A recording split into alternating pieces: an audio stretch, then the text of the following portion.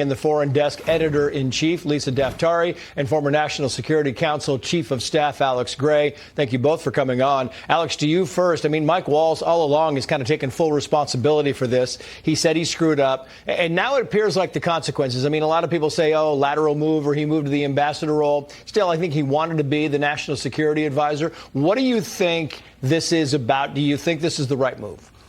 Yeah, Trace, I actually think it's a brilliant move by President Trump because he took someone who's immensely talented, a patriot, an American hero in Mike Waltz, and sent him to the toughest diplomatic assignment that we have, managing the mess that is the United Nations. And, you know, as Vice President Vance said, Mike Waltz did exactly what he needed to do. He came in and he cleaned up the NSC that was a disaster under the Jake Sullivan, Joe Biden administration. And he's done his job. He's done his duty. Now the president can say, look, this media narrative is put to a close on Signalgate, and we're going to send Mike Waltz to do the country's mission at the UN.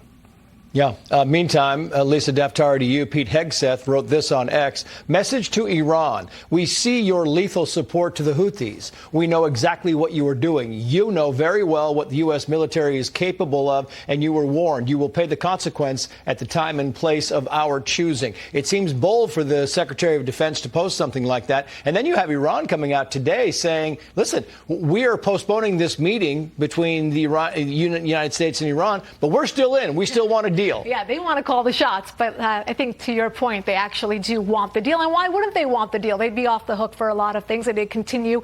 And this is what the mullahs do, right? They have this duplicitous act where they can come to the diplomacy table, but in the meantime, they continue funding their proxies. And I think what Pete Hegseth did was actually a good move, even though it was on social media, to say, here's the deterrence. Here's where the United States is going to put their foot down. All options are on the table. A military strike is on the table, and there's going to be no more appeasement. Maximum pressure will continue, and you have to cut out all this bad behavior. It's not just that we're at the negotiating table and we're going to let you off the hook for all this other bad behavior. You think Iran's genuine when they say they want a deal? They're never genuine.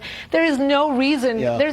I actually, I'd like to be optimistic about a good deal, but I don't know if there's a good deal to be had with murderous mullahs who have done nothing but terrorize their own people, support terrorism, and of course, the centrifuges are spinning. Their nuclear program is continuing. Alex, we talked about Marco Rubio, the Secretary of State, kind of taking over temporarily the NSA role. What do you think as far as permanent replacements? Do you have anybody in mind? Do you think anybody would be a good fit for that position? Well, as Vice President Vance said in that clip you showed, Trace, we're very fortunate that unlike when I was at the White House, we don't have a whole group of folks trying to undermine the president from within, like with Jim Mattis and Rex Tillerson and others. We have a really good group of loyal, experienced people the president can call upon to do this job. People like my old boss, Robert O'Brien, who was National Security Advisor the first time.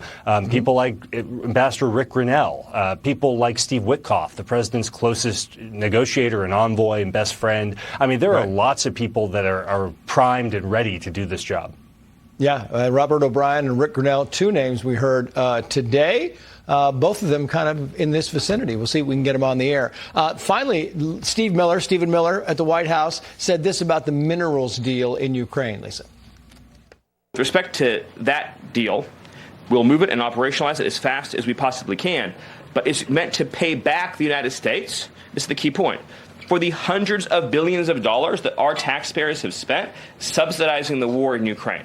So it is repayment to the United States. And that's one of the most important points to understand about it. He talks a lot about the money, and the money is important, but could this be a step toward peace, Lisa? This is a brilliant, swift act because it creates a buffer between Russia and Ukraine so that we can come closer to Russia actually sitting down and making a deal. It pays back the American taxpayers, and of course, it gives a message to our friends and adversaries alike. We don't write blank checks. There will be good deals to be made, but you have to work along the United States, and we're not just going to pay out anymore. Yeah. Lisa Daftari, Alex Gray, thank you both. Well,